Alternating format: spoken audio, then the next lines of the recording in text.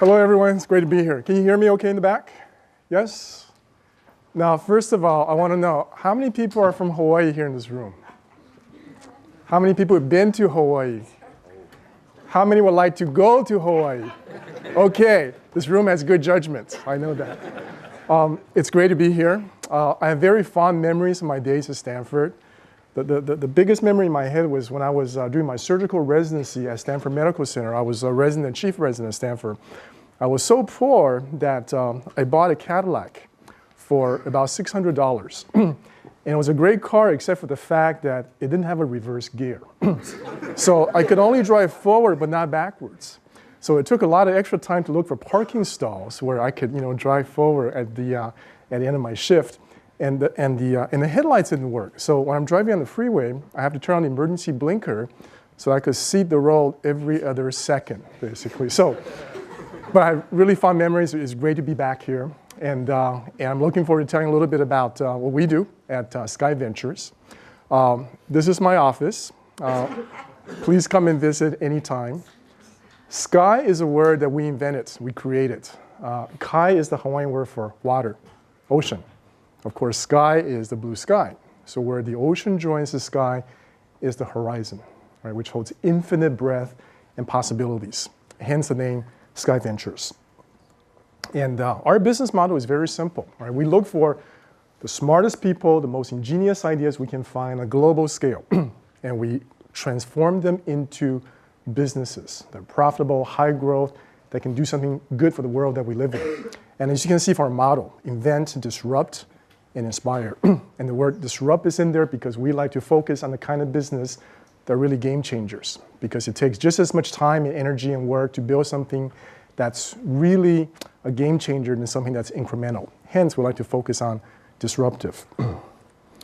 What is interesting, however, is we do all of this in a part of the world that is the most isolated landmass on Earth.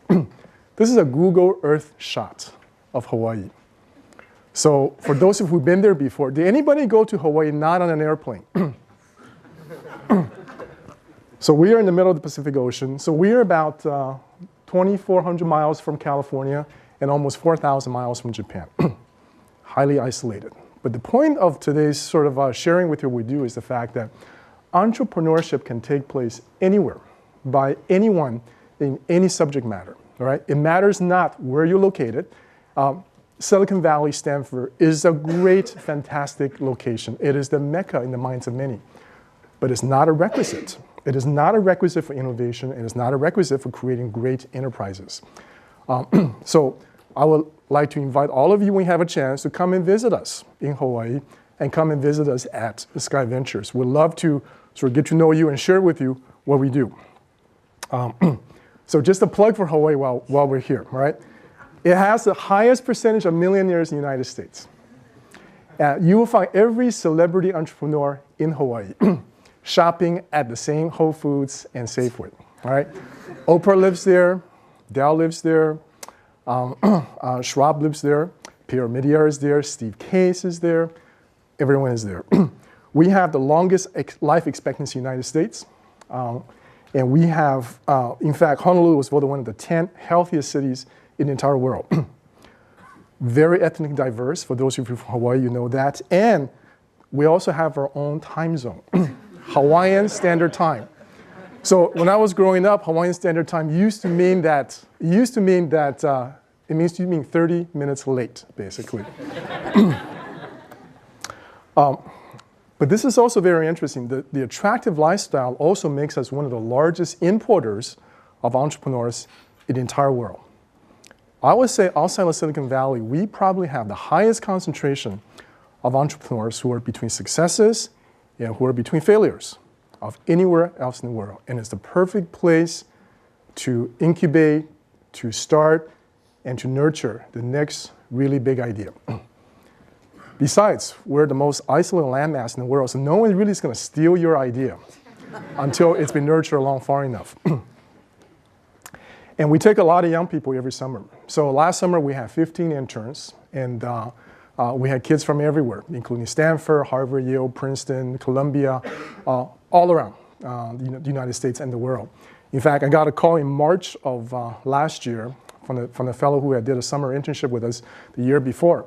He said, hey, Dr. Wu, he said, I'm going to quit Columbia and start my own company. And I said, Chris, that's great. Have you told your dad? And so he finished Columbia, and he's now working in a company, with us. So like many other companies here in Silicon Valley, our basic guidelines are not so different, right? Go after big business, at least $1 billion in market size. Strong IP, good management team, and everything we do, we hope at the end of the day, will benefit the world and the community that we live in. We also pay a lot of attention to Asia and to China in all that we do as a very important market that we go after. Who is from China here? Okay, thank you. So we have a number of portfolio companies, 6 of which are really sort of very much in the midst of being grown and looking at exits. So I will share with you briefly some of these companies. And by the way, so Hawaiian style, Hawaiian time, all right? Very casual. If you have a question, raise your hand. I'll be happy to entertain them at any time. So we really have sort of 2 categories of businesses. One is in the area of novel materials. Right? These are materials that I think are great platforms that can grow in many different ways with multiple market applications. And so the top 3, TrueTag, CBI Polymers, and Hygienics.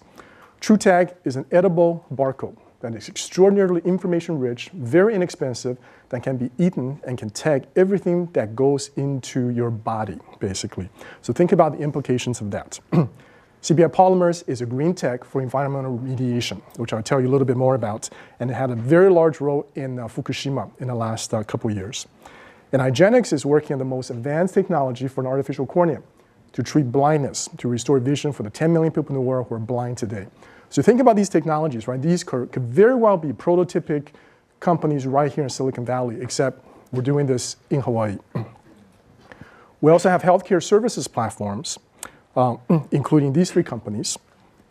Our Skai Vision Institute is focused on vision surgery, everything you can imagine, refractive, cataract, oculoplastic, glaucoma, retina surgery, as well as cornea transplantation.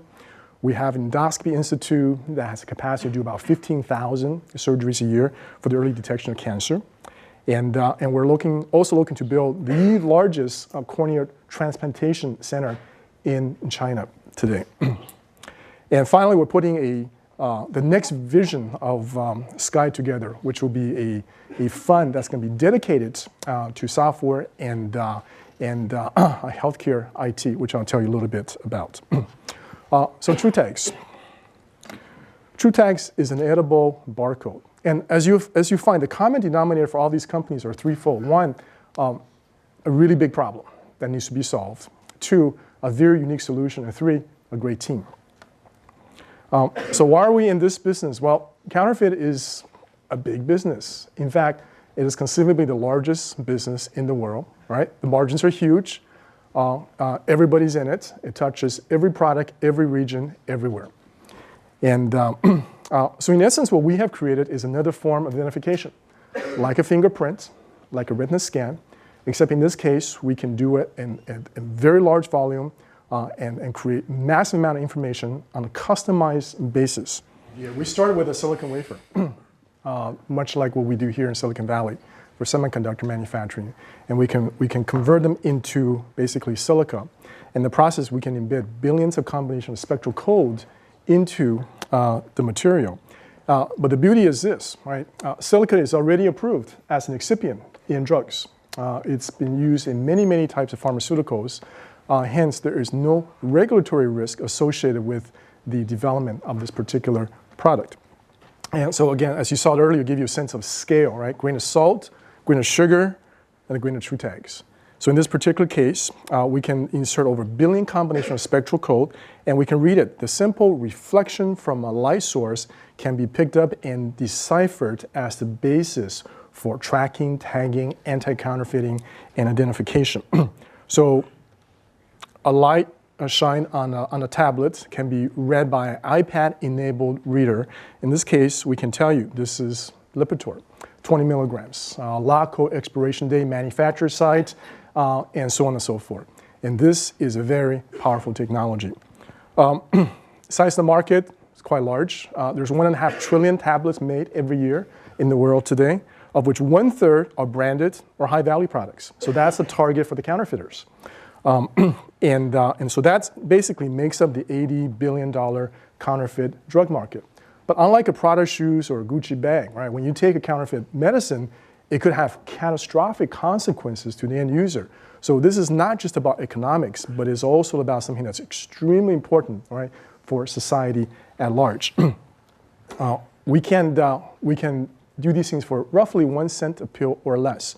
So that's roughly a $5 billion sort of opportunity for us just in the pharmaceutical side of the equation. So for every 2% of the market that we're able to penetrate is worth about $100 million in revenue, basically. So it's a powerful technology. It's an interesting sector, but we're not limited, of course, to pharmaceuticals. You think about all the different things that we ingest or things that we don't ingest, whether it's Chinese milk powder, whether it is computer chips, wine. The folks from Chateau Lafite had come and talked to us and say, hey, this is really interesting. Would it be possible to put this in very high-end, branded wine and spirits? We said, sure, of course it's possible. However, could you send us 6 cases of Chateau Lafite so we can do proper R&D on the equation? So every one of our portfolio companies has an executive team that's seasoned and understands the domain extremely well. So Ken Mansfield is the president. He was the COO of a company that he helped started called Authentics. Started with 5 employees, just a startup company, grew to a point where eventually was sold to the Carlyle Group. Peter Wang is our chief operating officer, spent many years in Silicon Valley, very transaction-oriented attorney, was involved in the IPO of Leapfrog and Quaker Sports. And so great management team that understands the security business, that understands transactions. So that's TrueTag. Any quick questions before I move on? IGenX. IGenX is another one of our material science companies. In this particular case, we're focusing on developing a solution to solve the problem of corneal blindness. This company came to be when I was on an airplane flying back to Hawaii from California, and I sat next to an ophthalmologist who kind of shared with me sort of the problem of the world not having enough donors for cornea or organs at large. And so it turns out it's a huge problem, particularly in Asia, because of a number of cultural and religious reasons. Asians, by and large, are very reluctant to donate organs. So on the left, what you see is a picture of a blind cornea. On the right, it's the same cornea after transplant. So it turns out that more corneas are transplanted in the world today than heart, lung, liver, kidney, pancreas combined.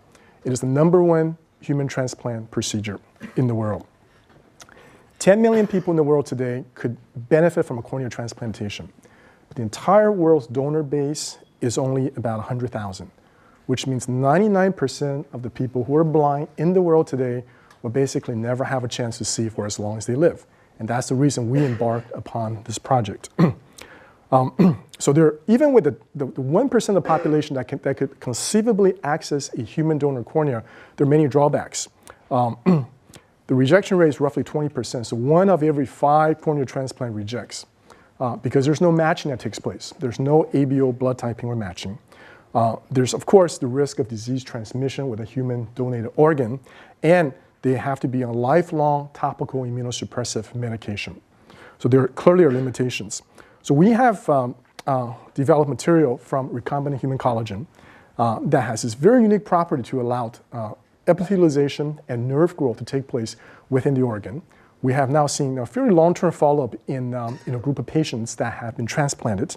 And we have just finished the completion of a manufacturing facility that can supply basically the entire North American market right in Honolulu. And this material, interestingly enough, can be laser sculpted to give it the right refractive power, which makes it extraordinarily interesting and powerful, because conceivably this technology could be used not only to treat the 10 million people with corneal blindness, but to be used for refractive correction, things such as presbyopia as well, which impacts basically everyone over the age of 55. So our advantages are multifold, unlimited supply. We'll no longer be restricted by the 1% sort of lottery for someone who wants to regain their vision. Off-the-shelf convenience. If you're a surgeon, you want to schedule a case for 3 o'clock Tuesday next week, You can go ahead and schedule that surgery. You don't have to wait for someone to pass away, will and donate their cornea, for someone to be able to pick that up, process it, harvest it, and transport it to a recipient. And the fact that it allows nerve and epithelial growth is extremely important from a clinical standpoint, and no lifelong need for immunosuppressives. We have an opportunity to capture really a $2 billion market opportunity, but equally important, we have a chance to do something that fundamentally is extremely important from a humanitarian standpoint for the 10 million people around the world who are blind and who basically would never really have a chance without technology such as this. Doug Post, who was the COO at Vizix, which was acquired by AMO for $1.3 billion, and then which sold to Abbott, 1.2, is our vice chairman. And Tony Lee from Silicon Valley, who's done 3 venture-backed medical device companies, all successfully exited, is our chief operating officer. So again, the same thing, right? Big market, strong IP, great management team, except it's done all in Hawaii. We also have a number of healthcare services companies. I'll go through these very quickly. We run a surgery center that has the capacity to do 15,000 surgeries a year with 13 surgeons. This is really sort of a very synergistic play with our core eye business. When you come to Hawaii, please come over. If you need to have eye surgery, it will be on the house. Just give me a call. This is the lobby of our center, and it's beautifully constructed. And this is part of a franchise that we hope to sort of expand throughout Asia and China as well. And of course, as I mentioned before, we do all types of eye surgery. And we also have an endoscopy center where we do colonoscopy, endoscopies for early detection of cancer. Similarly, if you ever want to have a colonoscopy, please give us a call.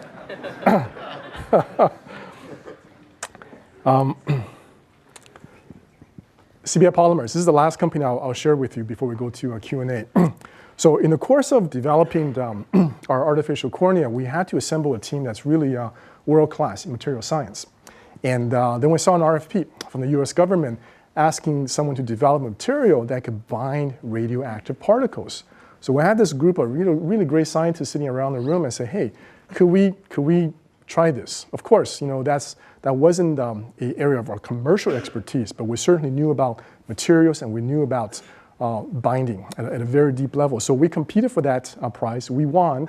We got a bunch of funding from the US government and then eventually developed a product in an arena that's for surface decontamination of radioactive and hazardous chemical materials. And so it turns out that this is an industry that's not the most advanced with respect to innovation. The disposal of hazardous waste has never been really a sexy area of pursuit for technologists. And, but the cost of waste disposal, as you can imagine, right, is really tied to both the volume and the weight of waste that you generate, basically. So the economics are huge in this area. So we have developed a material that's got this exquisite ability to bind surface contaminants. And again, pictures are worth 1,000 words. So this is a regular asphalt surface somebody's driving. You can see the oil and the grease and the grime on that surface. You apply this blue gel, you wait for it to dry, and when you remove it, I think you can appreciate that on this slide. You can see the area in the back has already been power washed 3 times. And everything has been picked up and contained in that particular gel. This is mold and mildew on a concrete sidewalk. You can see the before, the during, and the after. This is a bilge tank, petroleum, before and after. And so imagine the amount of labor and cost savings involved in the deployment of this particular technology. So let's say if you're going to clean 100,000 square feet of radiological waste using traditional technology, which is really soap and water, Radiag wash, detergents, you probably generate around 140,000 pounds of waste. And the cost of disposing that based on weight and volume will cost you about $350 million. Using this technology, because the material at the end of the day is very compressible, it's very lightweight, you don't require the use of water, we can do the same job and generate only about 13,000 pounds of waste. So the cost of disposal for that is roughly only $33 million. So you're saving, in this particular case, right, $317 million by the deployment of this particular technology. So we have customers all around the world in all sectors of industry at this point. And then, of course, as all of you know, right, Fukushima happened about 2 years ago, March 11th. And and this is going to be a very long, very costly, cleanup. And in many ways, right, Japan is like a brother to us by virtue of the fact that we're in Hawaii. So we did a lot of work to volunteer our time and efforts to help with the remediation and the cleanup in Japan. This is one of our team members making a donation to the Japan Hyper Rescue Team, helping to clean up. This is our chief scientist in Fukushima. And so this is an automobile that was driven in and out of Fukushima. If you're in Japan, if you see a car with a Fukushima license plate on it, don't go near it, right? Because likely there's still residual radiation on it. And the radiation's been tracked. In this particular case, right, you apply the gel, you strip it off, you take away all the radiation, and you can do the same thing with tires and so on and so forth. So people are spraying entire automobiles and buildings and so on and so forth. So this is a kindergarten outside of Fukushima where the kids, since the event on March 11th, for 6 months, they couldn't go outside to play at all because everything surrounding the building was radioactive. So we actually assisted the Japan government, and we did a complete decontamination of the entire school so the kids could go outside and play. And that was part of the basis for sort of the CNN coverage of this particular event and technology, thanks to one of the best publicists in the world, Paula Page.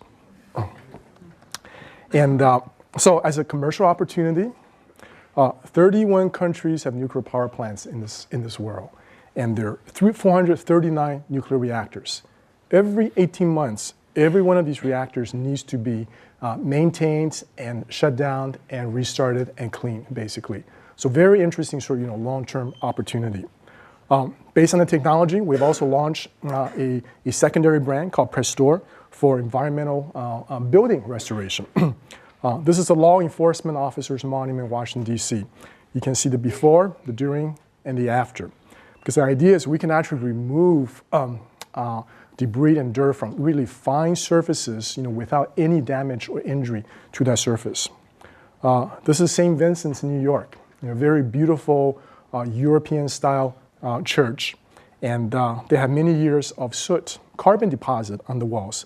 But certainly they don't want to sort of power wash the inside of the church. You can see the before and the after on that Rumford tile. On the limestone. And in fact, this is an entire wall in front of where the candles are being burned. You can see sort of the difference there, basically.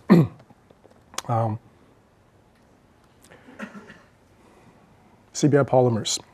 So our next thing is we're going to actually put another fund together that's going to focus more on the software and the healthcare IT side of the equation as well. We realize there are lots of these accelerators that are springing up everywhere in the country.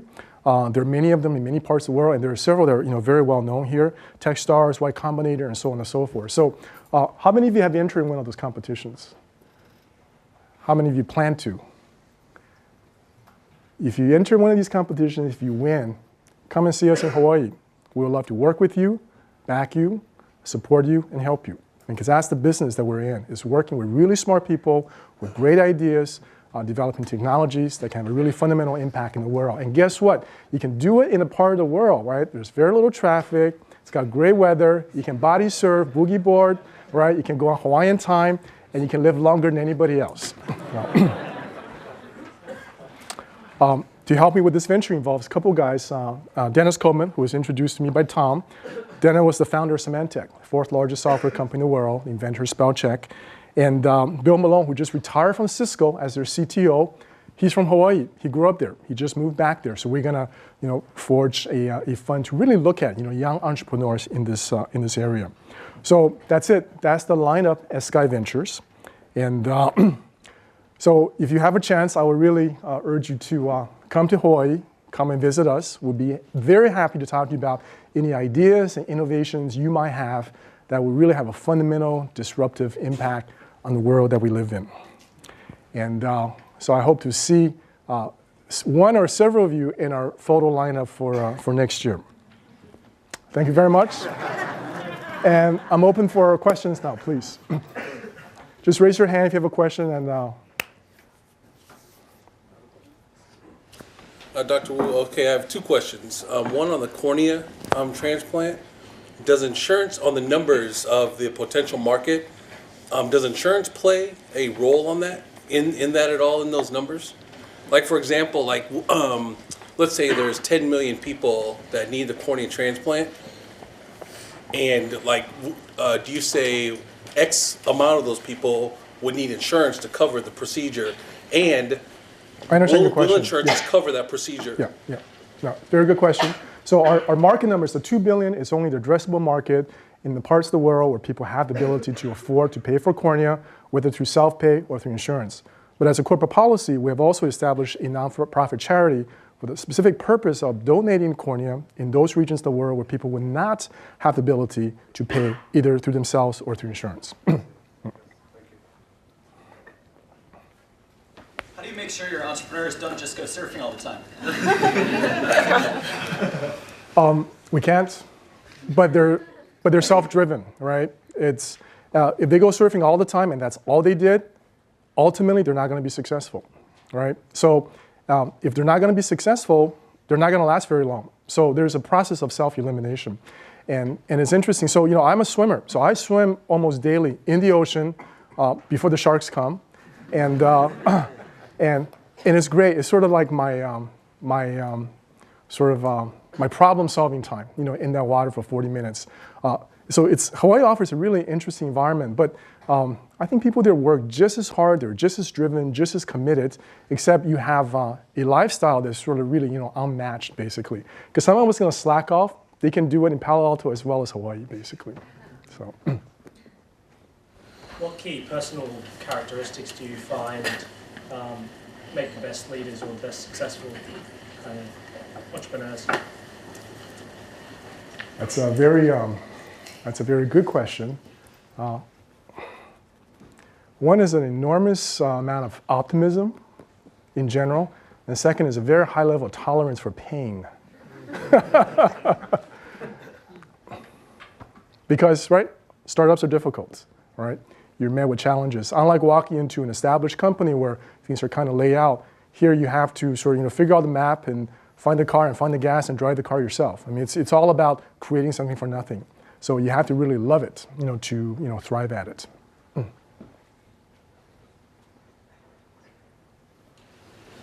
Just more specific questions about TrueTag and the scalability of the problem.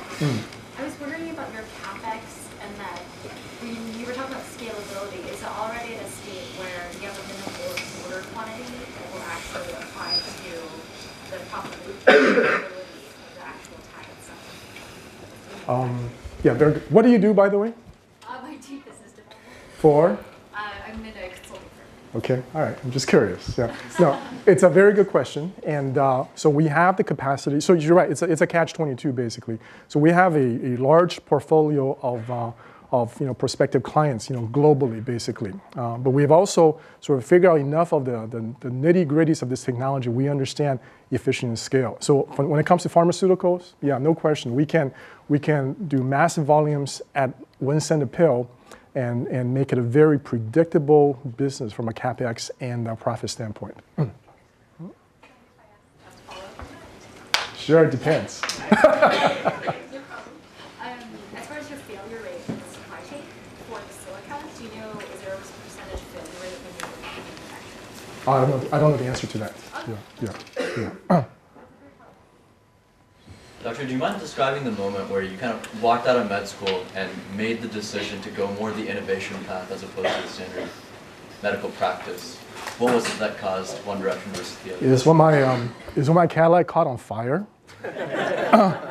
And so I actually didn't walk from medical school into business. I came to Stanford to do my training as a surgeon. And so I got into Stanford. I was a resident. I was chief of residence. But being a surgeon and being at Stanford, it was just a great place because everyone was entrepreneurial and sort of the concept of being creative and problem solving was all around you. So I was very much bitten by the bug. So the idea was really to look for problems to solve in the operating room because there were many. And eventually we got into the business of creating, inventing devices and solutions that could solve these problems. And we discovered, sure enough, there are people who would invest and pay large sums of reward for coming up with a great solution. And that's how that transformation eventually took place. And when the catalyte caught on fire, it really crystallized everything else. So. Oh yeah, I just want to follow up from the question he asked. When you say like high tolerance of pain, like could you give an example or like even more specific of what you mean by that? Like in that context. Do you play sports? I used to play sports. Yeah, what did you play? Soccer. Soccer. And what was training like when you were playing soccer? Were there days when you're pushed so hard that you just think, oh my gosh, I cannot go another 5 minutes? Would you say it's like more of a mental game then? Like More of what? a mental game? A mental game? Oh, absolutely. Oh, absolutely. It's very much a mental game, sure. All right? It requires a certain amount of mental toughness, I think. All right? I mean, it's not for everyone. Not everyone's different, right? It's about casting life, right? If you're really tall and thin, you shouldn't be a wrestler. You should be a volleyball or basketball player. Entrepreneurship is the same thing. Some people thrive in conditions where there's uncertainty and there's challenges and imperfection. Other people really hate that. So it really selects for different sort of people. No right or wrong, no good or bad. Just everybody's different, basically. And So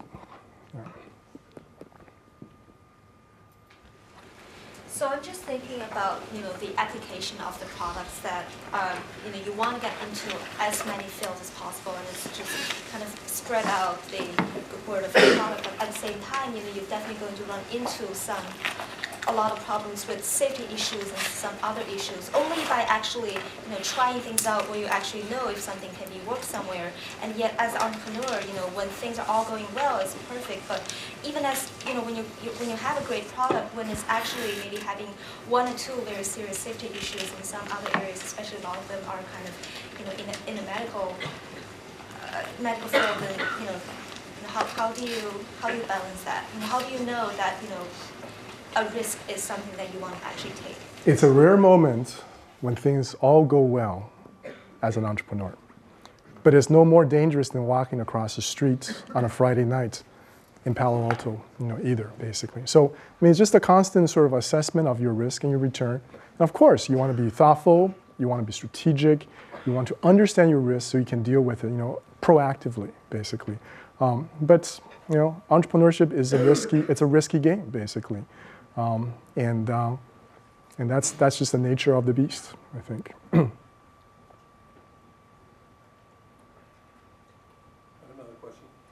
Sure.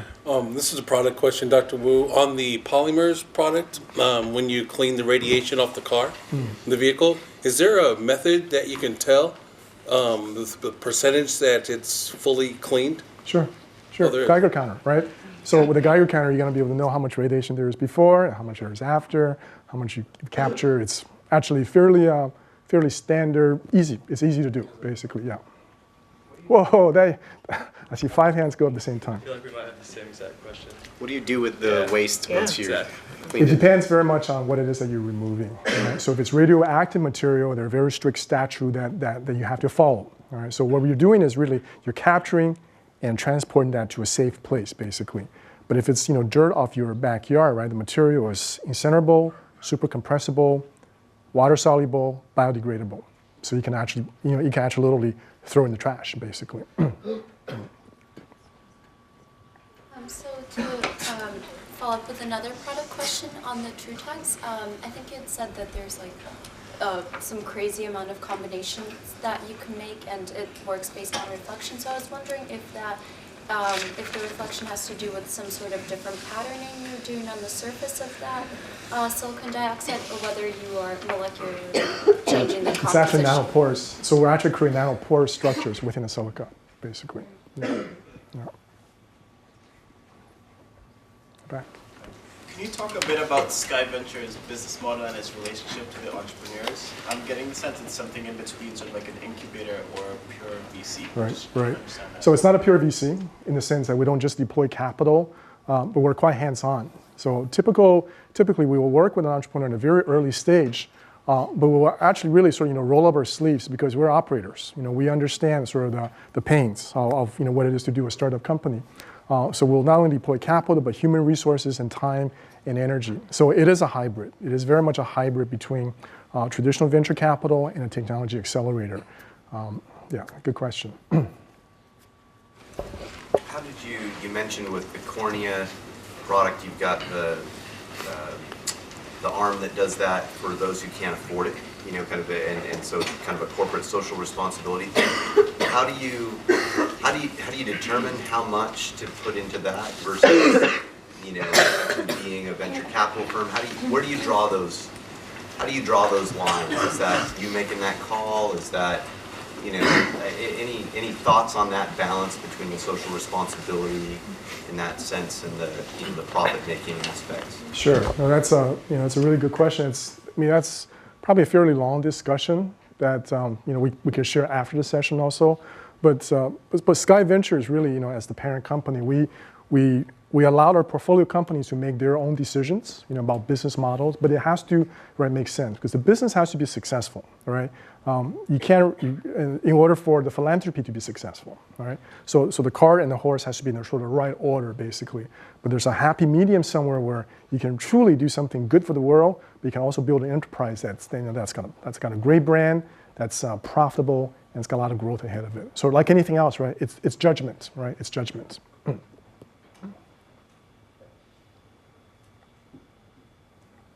Also about the cornea transplant, how did you expand the market in China and kind of adapt to the healthcare system? Wait, I'm sorry, say again, how did I what? Expand the market in China or in Asia. Are you from China? Yes. Yeah, which part of China are you from? I'm from Shandong. Where? Shandong province. Okay, I was just there. Oh, cool. Qingdao. Yeah. So the healthcare system is very different. Yeah, it's very different, but it's changing, all right? And it's evolving. I was in Shandong just last year. I went to Qingdao, and they have the largest cornea transplantation hospitals in all of China. And but their volume is not very large because there's a lack of donors, basically. So I think China it's a powerful economy. It's developing very quickly, and things are evolving.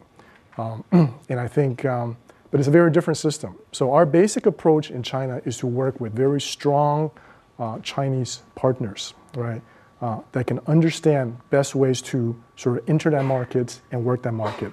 What we provide is a very fundamental technology, right, a source of supply that is extremely rare and valuable. But we cannot go and learn the system in every country from scratch, right? So for China, for Japan, for Korea, for Europe, for that matter, right, we're all working with local partners, basically. So that's our fundamental approach.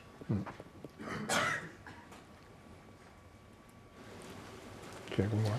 I have a question about what kind of technology-based products that you're actually willing to try and see. Like how long do you, for example, if something that's going to really change the entire field, but it's going to take maybe 15 years to try it out. Are you actually willing to get into the field, or are you more interested in getting involved with something that is going to have quick results, but not necessarily having as much? It depends if the surf is up or not, right? Something that's going to take 15 years is best at a university. Well, that's the function of a university, of an academic research institution, right? Is basic fundamental knowledge, basically, right? We would love to be in a position where any of you have an idea, right, that we can prove if there's validity or concept in a commercial marketplace, because there are tests you can do, right? We're not in the business of creating fundamental technology from scratch, because that's unpredictable. It could take you a year, it could take you 100 years, and we don't have 100 years, right? So really it's about testing and validating commercially viable ideas, but not fundamental research, right? Fundamental research is for the university, basically.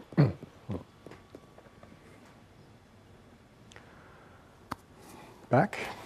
Can you give a couple examples of how Skai has helped the companies you covered up there beyond pure funding? Oh, sorry, I couldn't hear the second part of your question.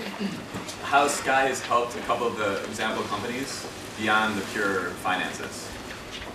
Sure.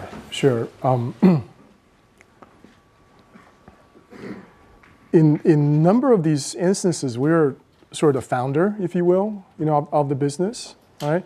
So in the case of TrueTag, for example, right, it was a very smart scientist who had a great innovation, right? But there was no management team, there was no initial proof of concept, there was no development of the reader technology, there was no manufacturing, right? So we as Skai actually played a role as part of that founding team, if you will, right? We set up these different components so we can do proof of concept, demonstrate there's commercial value, and then ramp from there, right? So yeah, de facto, I mean, we are a founder in many of these businesses, if you will, much more than just a financial investor. How do you normally find the technology for these businesses? So you say that you're in the business of really accelerating commercially viable technology, but what kind of strategies do you use to find where this technology is being developed so that you can bring it to market? It's like anything else in life, right? It's serendipity plays a part in that, and it's also about sort of the the network. So for me, we have a lot of network through my alma mater, right? Hopkins, Stanford, Harvard, and the likes. We do a lot of work with different universities. We fund different types of research. We have 15 interns that comes through our shop every year, and every one of them bring like really unique, interesting ideas. But we're in the business of people more than anything else, right? It's about connecting with really smart people with a dream and a vision to do something different. But no one person can do that alone, right? It takes a lot of efforts, and it takes a lot of sort of an appetite for risk to make that happen. So we're in the business of people, really. And so I'm really glad to be here today, because I suspect one of you, or many of you, have such an idea or have such a sort of a dream in your minds, basically. And you are exactly the folks we want to be talking to, basically. Very hands-on question. What do you interns do? On the first day of their internship, we require everybody to learn how to do CPR and use an automatic defibrillator so they can save somebody's lives during the course of their internship. We assign them to different tasks depending on their level of interest, right? Because so there's enough sort of technical projects that they're very sort of science and technology oriented, and they can actually go into a lab and work on something. Some other folks are more interested in business, right? We would put somebody on a supply chain analysis, figure out the capex, the risk factors, and all of that stuff, of course. But we require every intern to make a presentation at the end of the internship on an idea that they would like to pursue, right? Kind of a full-blown business plan, right? Think through this. What would it take? Why is this worthwhile? How do you make it a big business? How do you plan to do it? And because we want everyone to have sort of some presentation skills, so they can go out there and pitch an idea when they're done with this internship. So it's fairly fairly flexible, actually. So you seem to be a very busy man compared to all these new ventures you're involved in. How do you distribute your time? I always swim in the ocean daily. You saw my office earlier. And I try to distribute my time, again, around people, but not events or projects, right? So every one of our companies has a leader, has a chief operating officer or CEO whose job in life is to live and die by that company, right? So they are it, right? The buck stops with them, basically. And my job is to find those kind of people, right? Who really have not only the expertise, but the passion to make that business successful. So again, I spend most of my time on people and ideas. What would you say are areas of healthcare where there are unsolved problems and where innovation will be needed in the future? I would say it will be virtually all aspects of healthcare that requires innovation. But I think the area of healthcare IT in particular is a very large area for a whole variety of reasons that you're aware of. And that's very much an area that we are particularly interested in diving in much deeper. In fact, there's an entrepreneur here I met earlier who's got a great idea. I won't say the name, but we met just about an hour ago. Through all of this, what would you say has been your biggest failure, and how did you move forward from that? There's so many.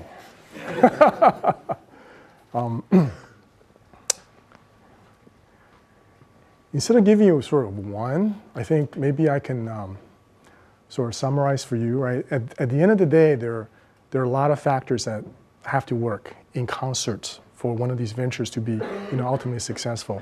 And timing is one of them, right? Because you operate in an environment where there are lots of other smart people in the world with equally great ideas, you operate in an environment where there's lots of funding and resources in this world chasing after great ideas, right? So I guess the big challenge is you have to know sort of where you are relative to everything else. I tell people it's like sailing, right? You got to have a great ship, which is your technology. You got to have a great crew, and so they know how to sail. But you also got to have wind, basically. And you can't do it without if one of the three variables are missing, basically. So we've made all kinds of mistakes, of course, right? Picking the wrong guy for the management, right? There are people who have perfect resume, but when they show up, right, when they have to make their own Xerox machine or get their own coffee in the morning, they're shell-shocked. They say, oh my gosh, I've never done this before. What am I going to do? You don't know that till they really show up, all right?